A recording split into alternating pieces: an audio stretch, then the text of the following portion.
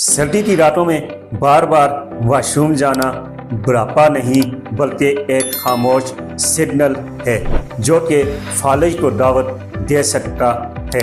سردیوں میں خون کی نالیاں سکڑتی ہیں اور اس کی وجہ سے گردوں پر بوجھ پڑتا ہے اور پیشاب کی مقدار دگنی ہو جاتی ہے۔ اوپر سے اگر پروسٹیٹ کا مسئلہ ہو تو بزرگوں کی راتیں عذاب بن جاتی ہیں۔ ہومیوپیتھی میں 3 دعائیں جو مخصوص علامات کی وجہ سے استعمال ہوتی ہیں، لیکن یاد رکھیے کبھی بھی سیلف میڈیکیشن نہ کریں۔ پہلے نمبر پہ میڈیسن ہے ٹراسٹیکم 30۔ ٹراسٹیکم کی علامات میں مریض کے مثانے کے پٹھے اتنے کمزور ہو جاتے ہیں کہ کھانستے ہوئے بھی پیشاب نکل سکتا ہے۔ دوسری ہماری میڈیسن ہے سیبر سیروٹا۔ اس میڈیسن کو ہم پروسٹیٹ بڑھ جانے کی علامات میں استعمال کرتے ہیں۔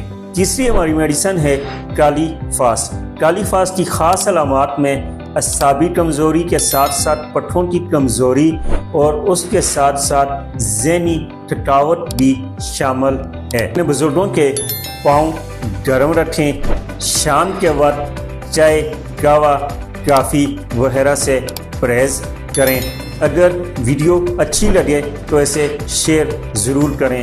میں ہوں ڈاکٹر راجہ نوشاد یونس۔ اللہ حافظ۔